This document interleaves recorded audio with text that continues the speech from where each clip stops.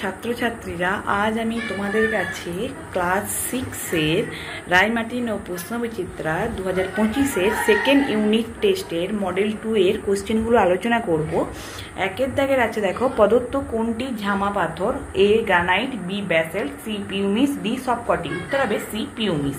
দুয়ের দাগে সেল হলো এ আগ্নেয় শিলা, বি পাললিক শিলা, সি রূপান্তরিত শিলা, ডি সবকটি। উত্তর হবে বি পাললিক শিলা।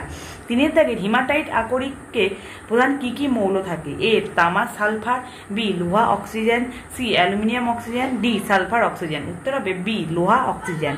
চারের দাগের প্রদত্ত কোনটি লব্ধ রাশি? এ ভর, বি সময়, সি দৈর্ঘ্য, ডি বেগ। উত্তর হবে ডি বেগ। পাঁচের দাগের এসআই পদ্ধতি কত সালে আবিষ্কৃত হয়? এ 1910, বি 1940, সি 1960, ডি 1970। উত্তর হবে সি 1960। ছয়ের দাগের কেলভিন কোন রাশির একক? এ তড়িৎ প্রবাহ, বি উষ্ণতা, সি আলোক তীব্রতা, ডি ভর। উত্তর হবে বি উষ্ণতা। সাতের দাগের উচ্চতা সাধারণত কোন স্কেলে মাপা হয়? A millimetre, B centimetre, D metre, C metre, D কোনটিই নয়। উত্তর হবে বি সেন্টিমিটার। আটের দাগের মানুষের ডান ফুসফুসে মোট কয়টি খণ্ড থাকে? এ 2, বি 3, সি 5, ডি 6। উত্তর হবে বি 3। নয়ের দাগের কোনটি প্রাথমিক খাদক? এ ঘাসফড়িং, বি সাপ, সি ব্যাং, ডি বাজ পাখি। উত্তর হবে এ ঘাসফড়িং।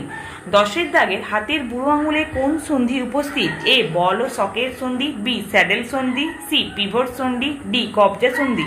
উত্তর হবে বি স্যাডেল সন্ধি। দুয়ের দাগের শূন্যস্থান পূরণ করো। তোমার বুকের মাঝখানে ড্যাশ অস্থি উপস্থিত? উত্তর হবে স্টারনাম। দুয়ের দাগের মানব হৃদস্পন্দন মিনিটে ড্যাশ বার? উত্তর হবে 72 থেকে 80 বার। তিনের দাগের পেশির সঙ্গে হাড়ের সংযোগ রাখে ড্যাশ? উত্তর হবে টেন্ডন। চারের দাগের স্কেলযুক্ত তরলের আয়তন মাপা পাত্রটির নাম হলো ড্যাশ? উত্তর হবে আয়তন মাপনী চং। পাঁচের দাগের এসআইতে বলের একক ড্যাশ? উত্তর হবে নিউটন। ছয়ের দাগের একটি অচল অস্থিসন্ধি হলো ড্যাশ? উত্তর হবে মাথার খুলি। তিনের দাগে দেখো কোশ্চেনগুলো আমি বলবো। ম্যাগমা, লাভা ও আগ্নেয়শিলার সম্পর্ক কি? যেটা আমি তোমাদেরকে দেখাবো খুব সহজে। যে দেখো টেক্সট বইয়ের পেজ নম্বর 55 ম্যাগমা আগ্নেয়শিলা লাভার সম্পর্কটা এখান থেকে এতটা পর্যন্ত লিখলেই হবে। অবশ্যই তোমরা মুখস্থ করে নেবে। তারপরে দেখো কি আছে, সংকর ধাতু কাকে বলে? একটি উদাহরণ দাও। যেটা আমি তোমাদেরকে বলবো, এই যে সংকর ধাতু কাকে বলে, রায়মার্টিনের সহায়িকাতে তোমাদেরকে দেখিয়ে দেব। রায়মার্টিনের বিজ্ঞান সহায়িকাতে এই যে পেজ নাম্বার 130-এ এই যে এটা 29 দাগের কোশ্চেন, সংকর ধাতু কাকে বলে, এখানে উদাহরণ দেওয়া আছে। অবশ্যই তোমরা এটা কিন্তু মুখস্থ করে নেবে, ঠিক আছে? তারপরে দেখো কি আছে, স্টিল কি? স্টিলের তৈরি বীজ সহজেই ভাঙে না কেন? এটা দেখো টেক্সট বইয়ের পেজ নম্বর 59-এ এই যে স্টিল কি, ঠিক আছে, সহজেই ভাঙে না কেন, এখান থেকে এতটা পর্যন্ত অবশ্যই তোমরা কিন্তু মুখস্থ করে নেবে টেক্সট বই, ঠিক আছে? আমি তোমাদেরকে টেক্সট বই আর রায়মার্টিনের সহায়িকা এই দুটো থেকেই তোমাদেরকে বলে দেব কোথায় কোন কোশ্চেনটা আছে। তারপরে দেখো জীবাশ্ম জ্বালানির প্রয়োজনীয়তা কি? যেটা আমি তোমাদেরকে দেখাবো। জীবাশ্ম জ্বালানির প্রয়োজনীয়তা কি?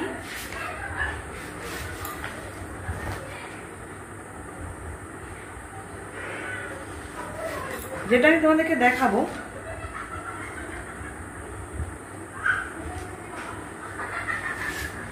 এই যে পেজ নাম্বার 119-এ রায়মার্টিনের সহায়িকাতে এই যে জীবাশ্ম জ্বালানির যে ব্যবহার সেটা লিখলেই হবে। এই যে কয়লার ব্যবহার, এই যে রাসায়নিক পদার্থ তৈরিতে পেট্রোলিয়াম বা খনিজ ব্যবহার, প্রাকৃতিক গ্যাস, এগুলো লিখলেই হবে, ঠিক আছে? অবশ্যই তোমরা মুখস্থ করে নেবে। তারপরে দেখো প্রাকৃতিক গ্যাসের প্রধান উপাদান কি? উত্তর হবে মিথেন। সিএনজি সম্পূর্ণ নাম কি? উত্তর হবে কম্প্রেসড ন্যাচারাল গ্যাস। দৈর্ঘ্য কি রাশি? উত্তর হবে মৌলিক রাশি। এটি কেন মৌলিক হচ্ছে বলা হয় সেটা আমি তোমাদেরকে দেখিয়ে দেব। কারণ দেখো এই যে শুধু রায়মার্টিনের সহায়িকাতে পেজ নাম্বার 142-এর দৈর্ঘ্যকে কেন হচ্ছে মৌলিক রাশি বলা হয় না, রাশিগুলি পরস্পর নিরপেক্ষ এবং রাশিগুলিকে উপযুক্তভাবে ব্যবহার করে অন্য রাশিগুলি গঠন করা যায়, তাই দৈর্ঘ্যকে মৌলিক রাশি বলে। এখান থেকে এতটা পর্যন্ত লিখলেই হবে, ঠিক আছে? শক্তি কি? যেটা আমি তোমাদেরকে দেখিয়ে দেব পেজ নাম্বার 177-এ, যেটা দেখো এই যে রায় মার্টিনের সহায়িকাতে পেজ নাম্বার 177-এ এই যে শক্তি কি আর শক্তি কাকে বলে একই, এখান থেকে এতটা লিখলেই হবে। আর কি আছে দেখো, এই দুটি প্রকার আমি লিখে দেবো, যান্ত্রিক শক্তি ও তাপ শক্তি। এখানে অনেকগুলোই প্রকার দেখতে পাবে, দেখো যেমন তাপ শক্তি, আলোক শক্তি, শব্দ শক্তি, তোমরা যে কোনো দুটো লিখলেই হবে, ঠিক আছে। তারপর দেখো সকল শক্তির উৎস সূর্য, সংক্ষেপে এই সত্যতা বিচার করো। এটা দেখো রায় মার্টিনের সহায়িকাতে পেজ নম্বর 181, এই যে সৌরশক্তি সকল শক্তি উৎস কেন বলা হয়, এখান থেকে এতটা পর্যন্ত লিখলেই হবে, তোমরা অবশ্যই মুখস্থ করে নেবে, ঠিক আছে। লিন্ডেম্যানের 10% সূত্রটি লেখো, যেটা আমি তোমাদেরকে দেখিয়ে দেব টেক্সট বইয়ের পেজ নম্বর 95, এই যে লিন্ডেম্যানের 10% সূত্র, এখান থেকে এতটা লিখলেই হবে, তোমরা অবশ্যই মুখস্থ করে নেবে। তারপরে দেখো অনবীকরণযোগ্য শক্তি কাকে বলে, যেটা আমি তোমাদেরকে দেখিয়ে দেবো টেক্সট বইয়ের পেজ নম্বর 96, এই যে অনবীকরণযোগ্য শক্তির উৎস, এখান থেকে এতটা পর্যন্ত লিখলেই হবে, অবশ্যই তোমরা মুখস্থ করে নেবে, ঠিক আছে। চাপ কি এসআইতে এর একক, যেটা আমি তোমাদেরকে দেখিয়ে দেব চাপ কি, এই যে চাপ কি আর চাপ কাকে বলে একই, যেটা রায় মার্টিনের সহায়িকাতে পেজ নম্বর 207-এ এখান থেকে এতটা পর্যন্ত লিখলেই হবে। এই যে এসআইতে চাপের একক কি দেওয়া আছে না, এসআইতে চাপের একক হচ্ছে নিউটন পার মিটার স্কোয়ার বা পাস্কেল, ঠিক আছে। লোহিত রক্তকণিকার কাজ কি, যেটা আমি তোমাদেরকে দেখিয়ে দেব, এই যে লোহিত রক্তকণিকার কাজ পেজ নম্বর 112-তে, যে লোহিত রক্তকণিকার কাজ এটা পর্যন্ত ফুসফুসের কাছ থেকে অক্সিজেনকে নিয়ে পৌঁছে দেয় শরীরে আনাজ করে সব জায়গায়, এখান থেকে এতটা পর্যন্ত মুখস্থ করলেই হবে। আর লোহিত রক্তের রং লাল হয় কেন আমরা সবাই জানি, রক্তের রং লাল হয় কারণ রক্তে হিমোগ্লোবিন থাকার কারণে, তাই তো। দেখো তারপরে স্পর্শহীন বল কি, এটা উদাহরণ সহ ব্যাখ্যা করো, যেটা আমি তোমাদেরকে দেখিয়ে দেব।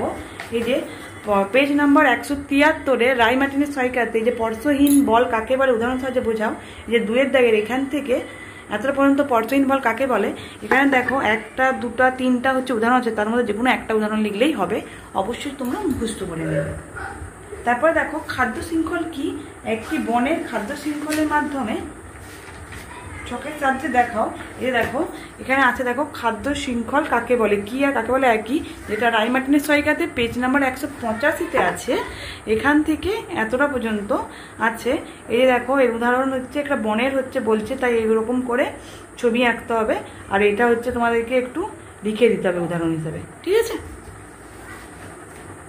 তারপর দেখো দ্বিপত্র কপাটিকা হৃৎপিণ্ডের কোথায় অবস্থিত, ঠিক আছে।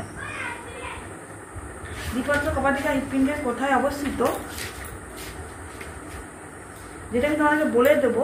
এই দেখো রায় মার্টিনের সহায়িকাতে পেজ নম্বর 227-এ যে দ্বিপত্র কপাটিকা কোথায় অবস্থিত, ওই অবস্থান আর এর কাজ কি, এখান থেকে এতটা বললেই হবে, ঠিক আছে। তারপরে দেখো অতিকায়ত্ব ও বামনত্ব রোগের কারণ কি লেখো। এটা দেখো রায় মার্টিনের সহায়িকাতে পেজ নম্বর 243-এ এই যে অতিকায়ত্ব মানে কি, এর কারণ হচ্ছে কি, মানে অতিকায়ত্ব বা বামন রোগের কারণ কি না, শিশুর অবস্থায় গ্রোথ হরমোন ক্ষরণ বেশি হলে অতিকায়ত্ব সৃষ্টি হয়। আর বামনিত্ব তার এক নাম কি ড্রয়ারফিজম, যেটা এই যে আছে শিশু অবস্থায় গ্রোথ হরমোন কম পরিত হলে সেটা কি হয়, দেহের বৃদ্ধি ব্যাহত হয়, ফলে হচ্ছে বামনত্ব সৃষ্টি হয়, ঠিক আছে, এটা লিখলেই হবে। আর দাঁতের সাদা ছোপ সৃষ্টির কারণ কি, যেটা পেজ নাম্বার 262-তে রায় মার্টিনের সহায়িকাতে দাঁতের সাদা ছোপের কারণ কি না ফ্লুরাইডের বিষক্রিয়া, এটা লিখলেই হবে, ঠিক আছে। তারপরে দেখো বায়ুশক্তি কি, উদাহরণের সাহায্যে এটা ব্যাখ্যা করো, যেটা আমি তোমাদেরকে দেখিয়ে দেব। যে পেজ নাম্বার 180-তে রায় মার্টিনের সহায়িকায় যে বায়ুশক্তি কাকে বলে এখান থেকে লিখবে, এখান থেকে এই পাশের উপরে দেখো এতটা পর্যন্ত মুখস্থ করলেই হবে, ঠিক আছে। তারপর দেখো ফসিল কিভাবে তৈরি হয় এর একটি সংক্ষিপ্ত বিবরণ, যেটা আমি তোমাদেরকে দেখিয়ে দেবো। এই যে রায় মার্টিনের সহায়িকাতে পেজ নম্বর 119-এ এই যে ফসিল জীবাশ্ম ফসিল কিভাবে সৃষ্টি হয়, এখান থেকে এতটা পর্যন্ত লিখলেই হবে। এই যে উপরে এখান থেকে এই যে নিচে এতটা পর্যন্ত লিখলেই হবে, অবশ্যই তোমরা কিন্তু মুখস্থ করে নেবে। তোমাদের যদি আমার এই চ্যানেলটা ভালো লেগে থাকে অবশ্যই লাইক কমেন্ট আর বেশি বেশি করে শেয়ার করে দেবে, যাতে অন্য বন্ধুরা তাড়াতাড়ি দেখতে পায়। এবং অবশ্যই আমার ভিডিওটা আগে তোমাদের কাছে পৌঁছানোর জন্য অবশ্যই একটা সাবস্ক্রাইব করে রাখবে। ধন্যবাদ। আমি পরের দিন মডেল 3 কোশ্চেনগুলো তোমাদের কাছে আলোচনা করে দেখাবো।